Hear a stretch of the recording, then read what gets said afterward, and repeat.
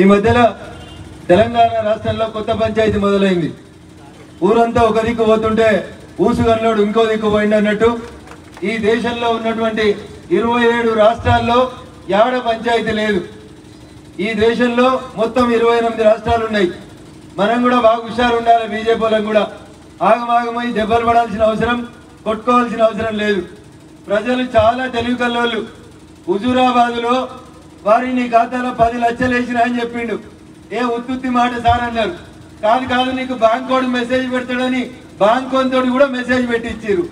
హిందీలో పెడితే ఇంగ్లీష్లో పెడితే అర్థమైతలేదని తెలుగులో కూడా మెసేజ్ పెట్టించారు. నీ ఖాతాలో 10 లక్షలు వేసినాం అని ఇంటింటికి తిరిగి కాళ్ళు మొక్కడు ఒకటే తక్కువ. అయినా కారుకు కాలం జల్లిందని ఒక్కడు కూడా అడిదిక్కు చూడలే, ఓటు వేయలేదు. అందుకని మనం అర్థం చేసుకోవాల్సింది ఏంటంటే ప్రజల దగ్గరికి పోవాలి. నో కొట్లాట, నో పంచాయతీ. బడతలు పట్టుకోవాల్సిన అవసరం, తలకాయలు వలకొట్టుకోవాల్సిన అవసరం లేదు. ఉన్నది ఉన్నట్టు చెప్పుర్రు అంతే. రెండే ముచ్చట్లు. టీవీలు మనకు లేవు, పేపర్లు మనకు లేవు. కేసీఆర్ అనేటోడు అడ్వర్టైజ్మెంట్లు ఇయ్య అని భయపట్టిస్తే ఆయన ఏం చెప్తే గదే రాస్తారు. అది వాళ్ళ తప్పు కూడా కాదు. రేపు మనం అధికారంలోకి వస్తే మన మాట కూడా గట్లే వింటారు. అప్పటిదాకా మనం ఏం చేయాలి? బీజేపీ బలం ఏంది? బీజేపీ బలం కార్యకర్తల బలం.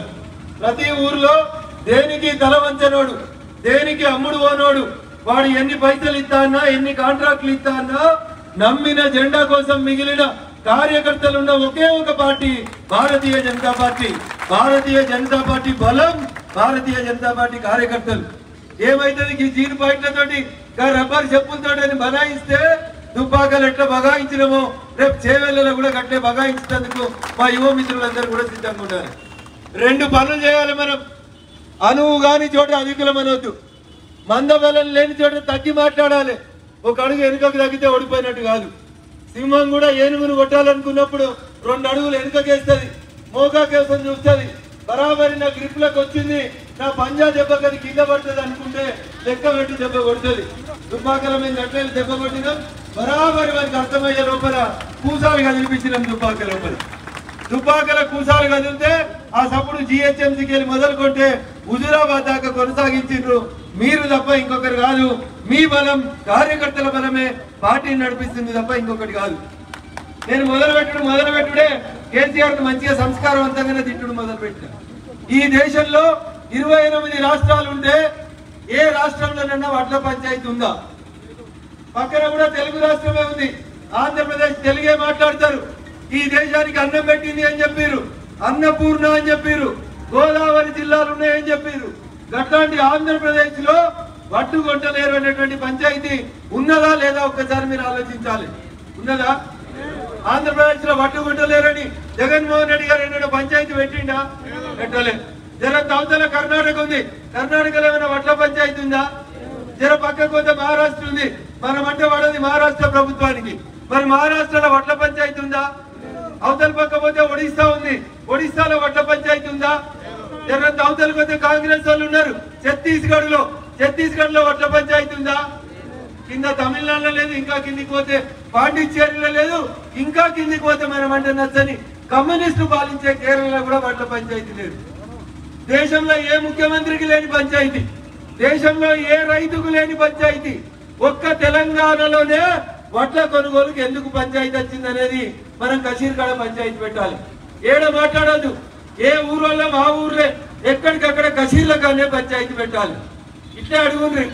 మీ చుట్టాలు ఉంటారు కదా ఆంధ్రప్రదేశ్ లో, తెలుగు మాట్లాడే వాళ్ళు ఉంటారు కదా, లేకపోతే సాక్షి టీవీ సాక్షి పేపర్లో ఆంధ్రప్రదేశ్ లో కూడా లొల్లైతే రాస్తారు కదా, ఆ పేపర్లన్నీ చదువుమని చెప్పుండ్రి.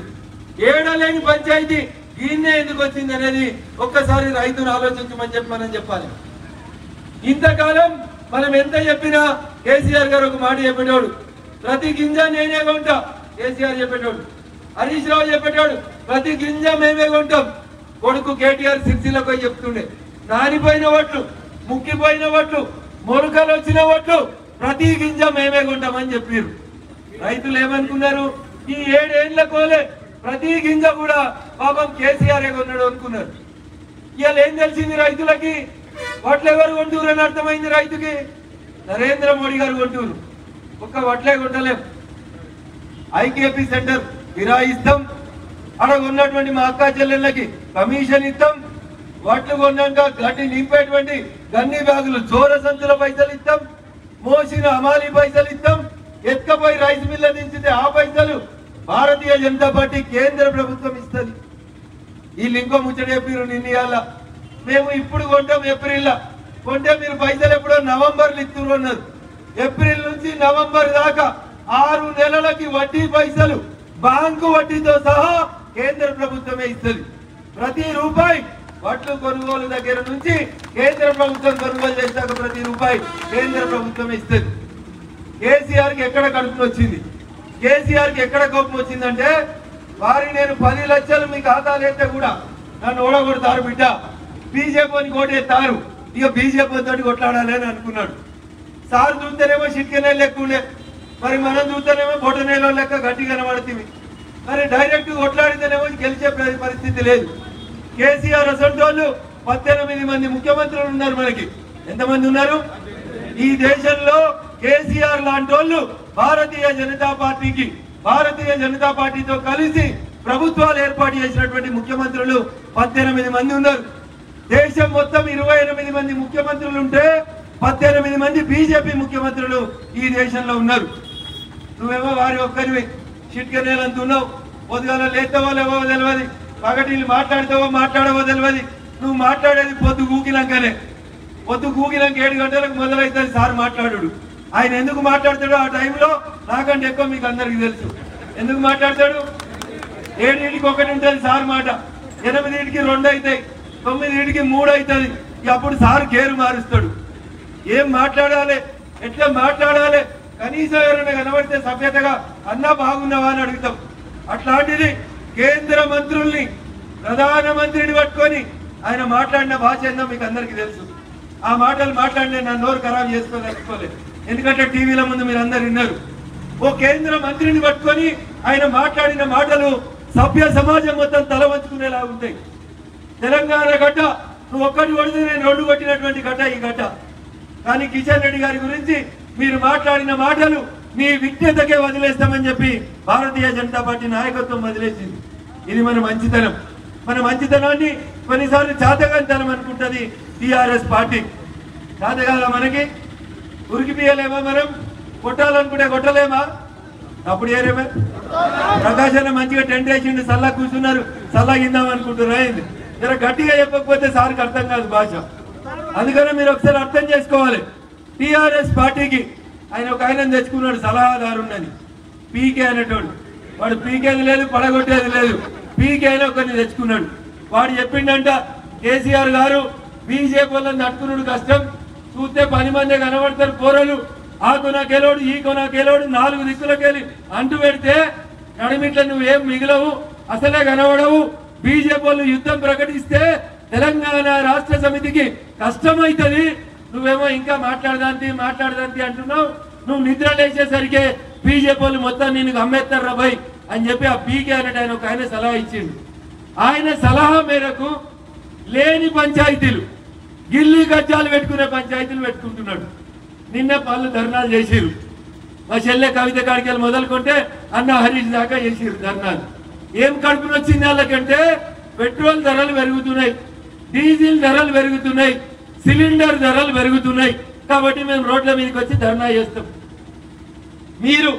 మీకు తెలిసిన పెట్రోల్ బంక్ దగ్గరికి కొన్రి, పెట్రోల్ పోయించుకున్న తర్వాత బిల్లు ఇవ్వమని అడుగుండ్రి. ఆ బిల్లులో రాసి ఉంటుంది కేంద్ర ప్రభుత్వం ఎంత పన్ను తీసుకుంటుంది, రాష్ట్ర ప్రభుత్వం ఎంత పన్ను తీసుకుంటుంది, ఆ డీలర్ కమిషన్ ఎంత, వాడు బాత్రూములు కట్టినందుకు మెయింటెనెన్స్ పైసలు ఎంత కూడా ఆ బిల్లు లోపల క్లియర్గా ఉంటుంది. కానీ మనకు చదివే ఒప్పుకుంటుంది. జనరల్గా మనం బిల్లే తీసుకోము, ఉంటే పైసలు ఇస్తాం, లేకపోతే కాడి గీకి వెళ్ళిపోతాం.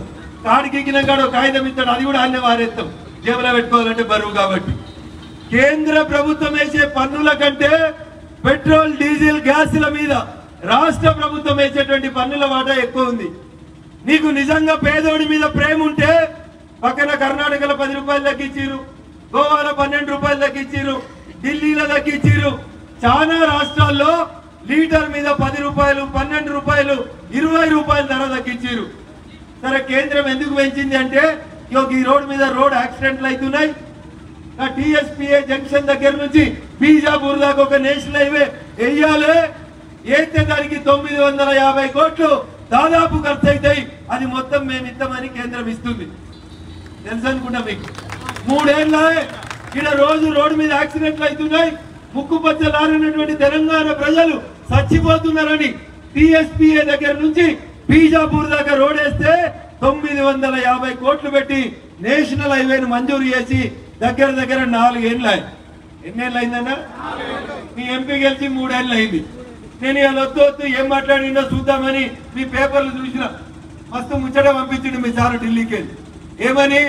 ఈ రోడ్డు కాంట్రాక్ట్ అయిపోయింది, పెద్ద కంపెనీకి వచ్చింది, ఆయన నా దోస్తే, ఆయన జరంతా నేను జరంతా పర్సంటేజ్లు పంచుకుంటాం, తొందరలోనే రోడ్డు మొదలు పెడతామని చెప్పిండు. ఎవరికి దొరికింది అది? తెలంగాణ కోసం కొట్లాడి తెలంగాణ కోసం రోడ్లు వేసి ధర్నాలు చేసి వంట వార్పు చేసినటువంటి తెలంగాణ కాంట్రాక్టర్ కు దక్కలేదు. ఎవరికి దక్కిందని? ఒక్కరికే దక్కుతుంది. ఈ రాష్ట్రంలో ఏ కాంట్రాక్ట్ అయినా 7-4 రూపాయలు మిగిలేదు ఉన్నా ఎవరికో తెలియదు, నాకంటే ఎక్కువ మీకే ఎరుక. ఎవరికైందన్నా? ఎవరికైంది? ఆ కంపెనీకి దొరికింది. నాకు చాలా ఆనందంగా ఉంది. జల్దీ పని అవుతుంది అన్నాడు సారు. మంచిగానే ఉన్నది. పైన గిన్నె ఉన్నది, గిన్నెల బియ్యం ఉన్నాయి, బియ్యంలో నీళ్లు కూడా పోసిరు. కానీ కింద స్టవ్ అంటూ పెట్టలే రంజిత్ రెడ్డి గారు. ఏం చేయాలి రంజిత్ రెడ్డి గారు? నువ్వు నీ రాష్ట్ర ప్రభుత్వం ఏం చేయాలి? కేంద్రం నేషనల్ హైవే మంజూరు చేస్తుంది, కానీ పక్కన ఉన్నటువంటి భూసేకరణ రాష్ట్ర ప్రభుత్వం చేయాలి. ఎంపీ గెలిచి 3 ఏళ్ళు అయింది. ఏదైనా రోడ్డు మీద నడితేనేమో రంజిత్ రెడ్డి సార్కి రోడ్డు మీద కష్టాలు తెస్తాయి. దిగుతే వేసి ఎక్కుతే వేసి మాట్లాడితే విమానం అంటే ఎడ కనబడుతుంది. రంజిత్ రెడ్డి గారికి రోడ్డు మీద కష్టాలు అనేది ఒక్కసారి నేను అడుగుతున్నా. ఏమైంది? బాగా పనిచేస్తాడు కదా మీ ముఖ్యమంత్రి గారు, బాగా పనిచేస్తారు, మీ మంత్రులు బాగా పనిచేస్తారు, మీరైతే బాగా అసలు పొద్దున్న లేస్తే రాత్రి దాకా సేవల కోసం తప్ప నీ గుండె దేనికోసం కొట్టుకోదు. మరి 3 ఏళ్ల కోలే ఈ 35 కిలోమీటర్ల భూసేకరణ ఎందుకు జరగలేదు రంజిత్ రెడ్డి గారని నేను ఇవాళ అడగదలుచుకున్నాను.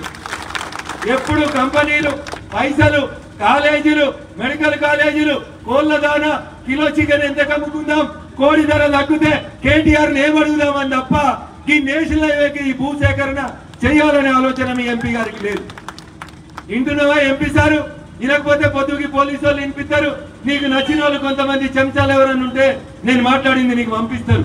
నిజంగా నీకు చిత్తశుద్ధి ఉంటే ఈ జాతీయ రహదారి పూర్తి కావాలనే కోరికుంటే పార్లమెంట్ అయిపోయిన తెల్లారి వచ్చి ఒక్కొక్క తహసీల్ ఆఫీసులో కూర్చొని జాగా ఇయ్యని రైతుతోటి ఒప్పించి మెప్పించి ఈ రోడ్డు పనులను మొదలుపెట్టి జాతరైతే నీకు రోడ్డు మంజూరు చేసింది మేము.